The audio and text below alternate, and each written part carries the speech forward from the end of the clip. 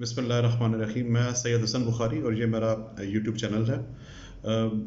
मज़लूम की जुल्म सहने के 7 स्टेजेस, दर्जे या लेवल्स होते हैं, और ये बात इस वक्त पाकिस्तानी अवाम पे अज़ हद बहुत ज़्यादा ये जो है वो हम पे एप्लीकेबल लागू हो चुकी है, इसका इतलाक़ हो चुका है। मुझे अच्छा लगा, मुनासिब लगा कि इस वक्त मैं आपसे ये बात शेयर करूँ।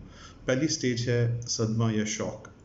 अगर खुदा न खास्ता, सुमन खुदा न खास्ता, अगर आपको किसी अजीज़, किसी करीबी दोस्त, भाई, कज़न, इमीडिएट ऐसा शख्स जो आपसे अज़हद करीब है, आपको जिससे बेहद मोहब्बत है, उसके बारे में कोई नेगेटिव न्यूज़ मिले तो सबसे पहले आप शॉक में या सदमे की हालत में चले जाते हैं। आपने अक्सर देखा होगा कि माँओं को ख़बर मिलती है तो वो अपनी उनकी आँखों उनकी आँखें पथरा जाती हैं, उनको रोना भूल जाता है, वो एक सख्त किसी कैफियत में चले जाती हैं। इसको हम शॉक या सदमे की कैफियत कहते हैं।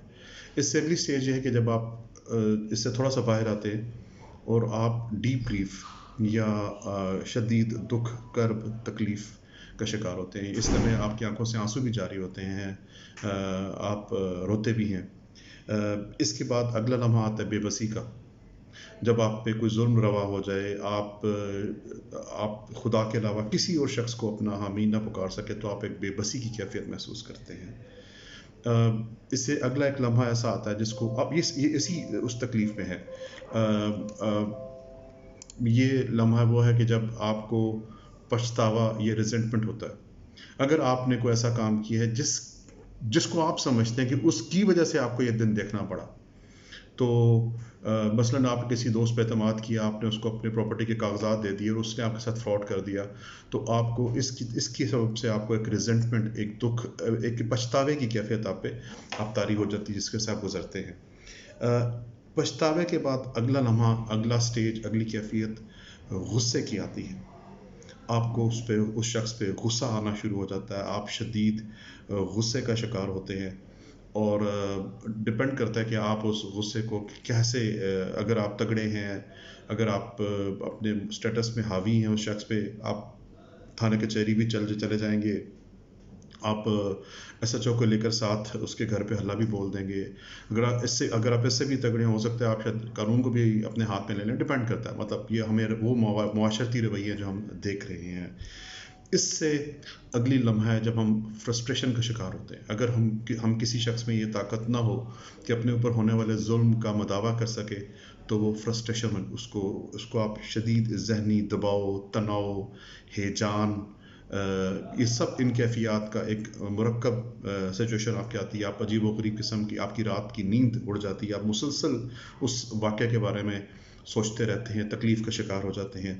और अगर वो जुल्म ना रुके या उसका सिलसिला जारी रहे या वो उसके असरात मुसलसल बढ़ते चले जाएं, तो ये आखिरी दर्जा आता है इंतकाम का। जब कोई मज़लूम अपने ऊपर होने वाले जुल्म से तंग आकर वो कानून मुसलसल अपने हाथ में इस तरह लेता है कि वो जब तक उस जालिम का कमा नहीं कर देता, या जब तक वो उससे बदला नहीं ले लेता, वो तब तक रुकता नहीं है। ये आप मुझे कमेंट करके बताएंगे कि इस वक्त हम बहैसियत कौम, जो कुछ हमारे कौम के साथ हो रहा है, किया जा रहा है, आप किस स्टेज पे मौजूद हैं।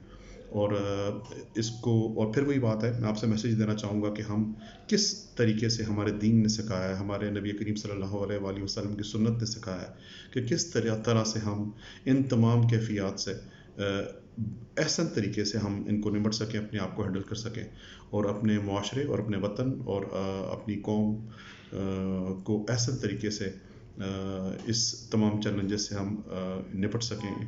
इनमें अल्लाह ताला हमें सुरखुर और कामयाब फरमाए।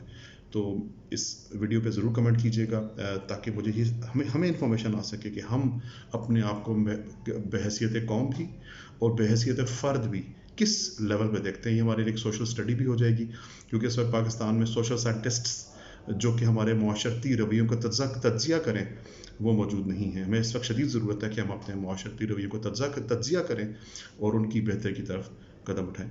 बहुत शुक्रिया।